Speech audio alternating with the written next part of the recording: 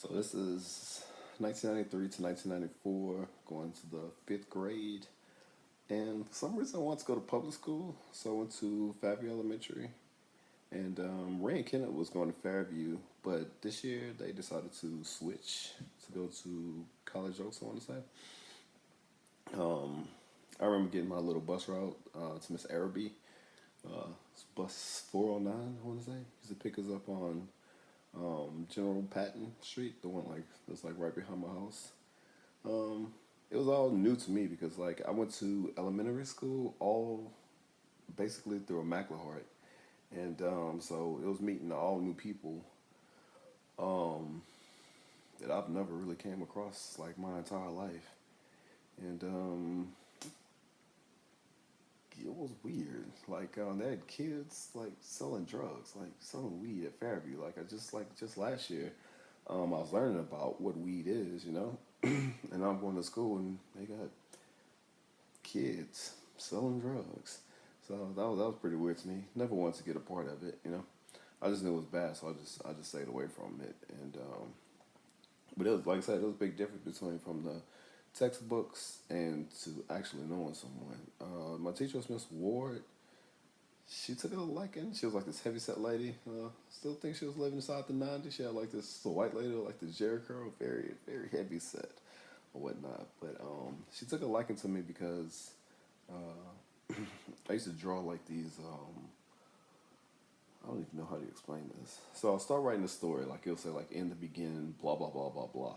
As I'm writing the story, like a character will come to my head. Then I'll draw the character, and then I'll keep writing the story, like to the left and right of the character, like all on the same page. And she thought it was cool. I mean, it's pretty cool to keep a kid like within his creativity, because most teachers are like, this is what you need to know. All the rest of the stuff is useless, so don't even waste your time doing those things. But uh, she cultivated my creativeness, or whatnot. And also, Mr. Captain, I don't know why he thought this would be cool, but it really was cool. I didn't know. I don't know if Ray and Kenneth suggested this, but I just heard they was going to the movie theater. And so Mr. Captain took Ray, Kenneth, and I all to the movie theater. It was that old one, like it was like separated from the mall to go watch this movie called Rudy. It was very inspirational to see how strong, because Rudy was like this groundskeeper or whatnot, and he joined like the football and the football roster, which had like almost no chance, but it was like very determined, whatever. And yeah, he ended up graduating from was it Notre Dame? I want to say. Yeah, kind of inspirational. I received the Globe this year for Christmas, and like out of all the things I received this year, like the Globes was the most fascinating thing I received. Like I would like memorize the countries. Like I'll take it, and I'll just like spin it around. And I would stop, and wherever I would stop at, I would name the country because I'm like, man, I'm gonna go to this place when I get older. And I remember they had like a little store, and I never knew what the store was, but they had like a little word within the store that was like smaller than the country. And I started memorizing like the countries and the capitals because that's what the store was. And still to this day, I still know at least about 95% to 90% of every single country's like location and capital. I don't know, just have like a weird memory, but yeah, that was pretty cool. I remember making a bet. Who did I pick? I picked the Buffalo Bills against was it the 49ers this year? No, no, no, no. It was the Buffalo Bills versus the Dallas Cowboys for the Super Bowl.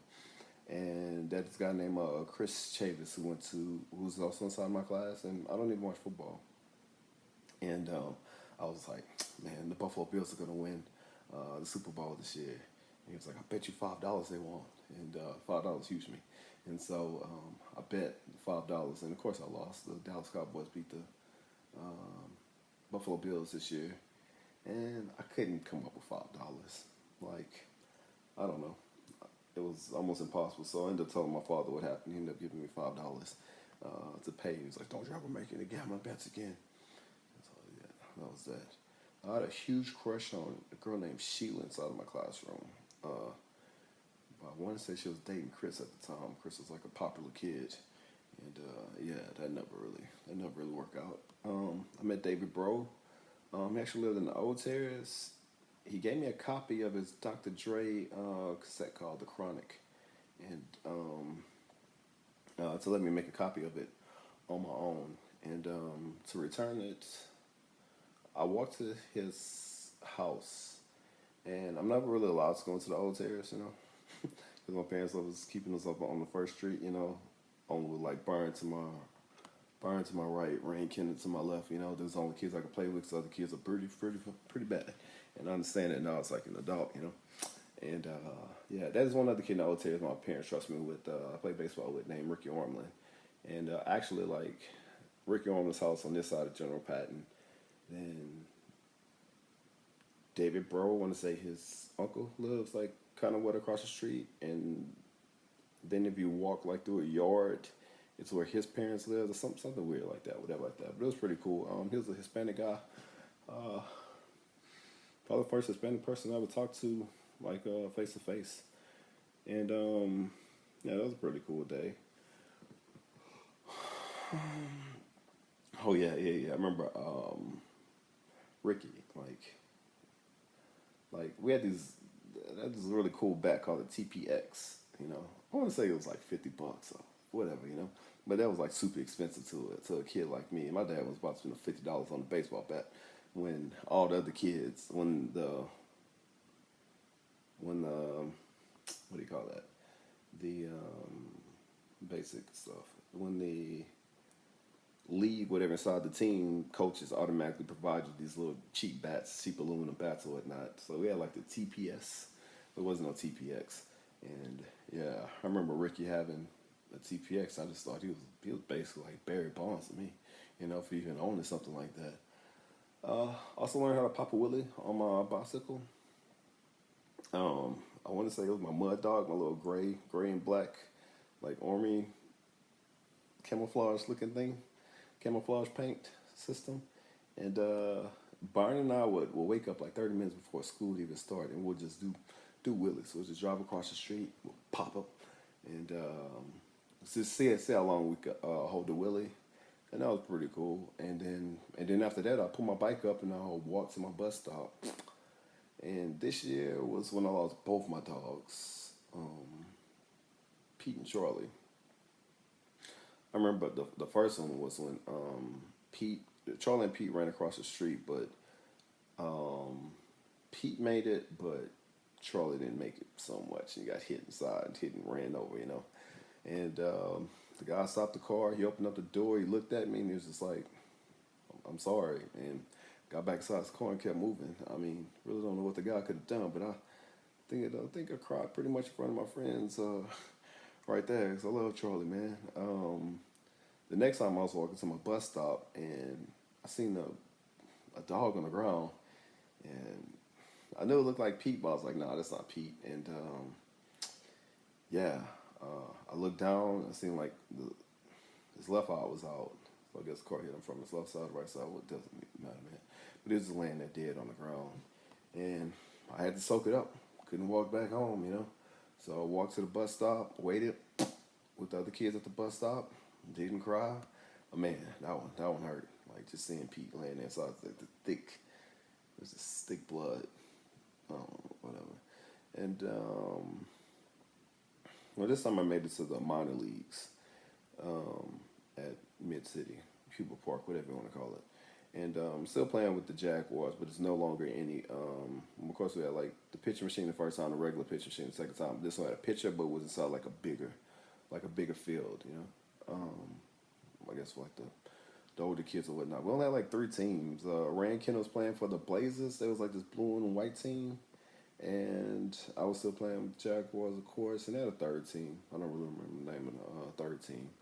But we went undefeated, and we had like 2 games left. And my mother had planned a trip for us to go to Alaska to see my aunt Janelle and my uncle Oliver there.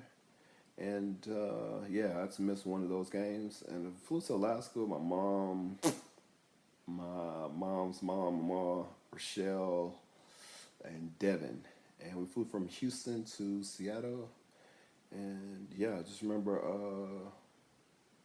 throwing up inside of the airport. I mean, no, inside the airport when we stopped inside Seattle, just to take the break, whatever, like that. Yeah, I remember throwing up, and I was like, asking, "Do I need to get off the plane?" And I was like, "Nah, I'm cool." I was good after that. And then when we got there, I ate fresh salmon from the stream. Went to my uncle's Oliver. I want to say his side of the family, his cousin. They had like this house with like this basement, whatnot. And they caught fresh salmon from the stream. And they cooked it. It was amazing. Never had any other salmon like that when I came back. So I guess because it's frozen and whatnot. We went camped in the mountains inside the camper. Went to a glacier park. I remember I grabbed a rock from a part of a glacier or a part of an ice that was like sitting like by the shore because the glacier's like way inside the back, whatever. And I took it back with me to Lake Charles. I remember going to the playground with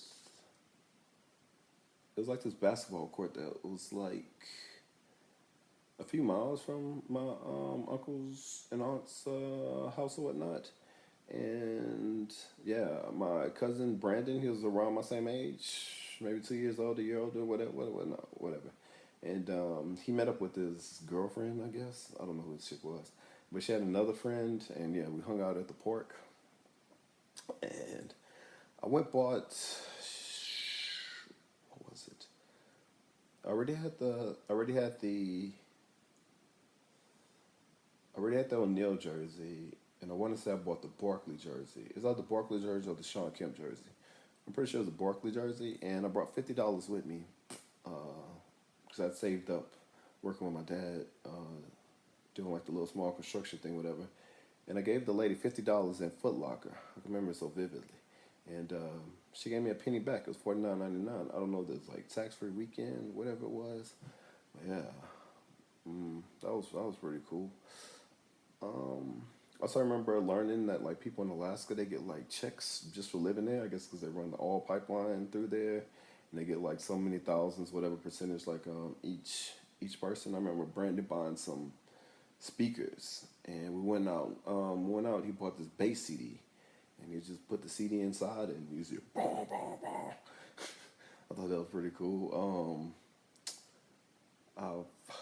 My mother, Rochelle, and Devin all flew back before my grandmother and I. And I want to say that they went back from the same pattern, like Seattle, Houston, and then drove home.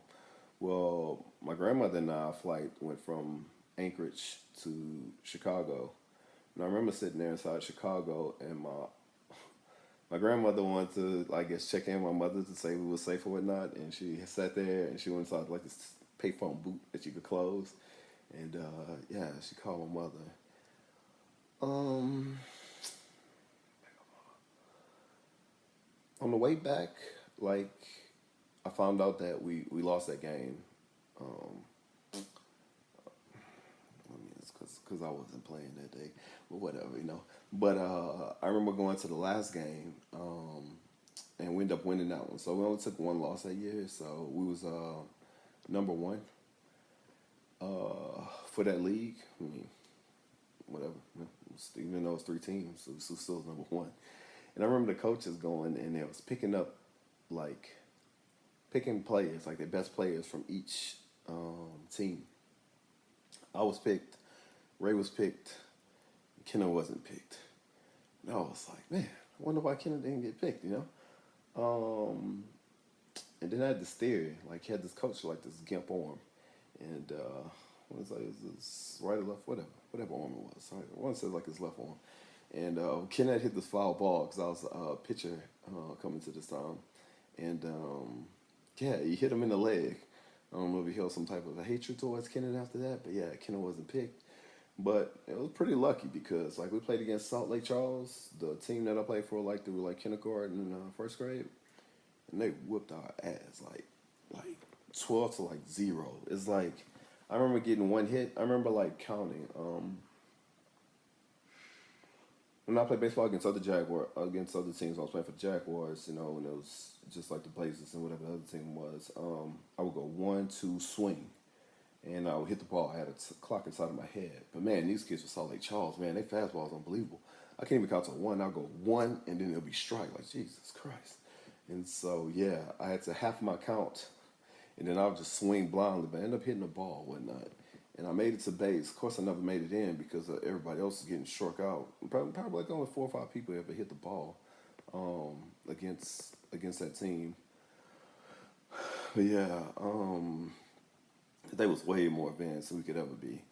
Um, and yeah, after that game, yeah, pretty much that was the end of my baseball career right there. That summer, Bone Thugs and Harmony came out with this "Creeping on the Come Up," and I was just mind blown, like with singing and rapping within the same thing. That's when they came out with Thuggish Ruggish Bone, and this was just amazing. Just seeing Busy rap like next to like a train, this little afro flying all across the thing, you know. Um, and I remember my dad took Byron and I to Selborne in DeQuincy. I always get the Red and Quincy mixed up, but yeah, it's DeQuincy. And on the ride back, was listening to the album because Byron was able to get the album. He had the coolest parents. Not my parents cool, but they just didn't buy me that type of album. And so I remember they was saying like Ruthless Records, and we started laughing because it was like, are they saying Rufus Records? Because my dad's name is Rufus. And was looking at my dad like, because it was right inside the back of the truck, whatever like that. Yeah, that was a little funny moment, whatever like that. And Barton also used to go. My dad used to take Barton and I to the horse pen. They had like this swamp next to the horse pen where they had like these pipes. One says oil pipes maybe on Fisher Rider Road, and we'll just walk the pipeline over the swamp. And I remember my dad. I mean, he tried to scare us. I mean, it worked because he was like, if you fall into the swamp, you'll automatically sink all the way to the bottom. It's like the stick mud. Maybe we would, maybe we wouldn't, but we damn sure know never to fall inside that. Never to fall inside that swamp. Oh,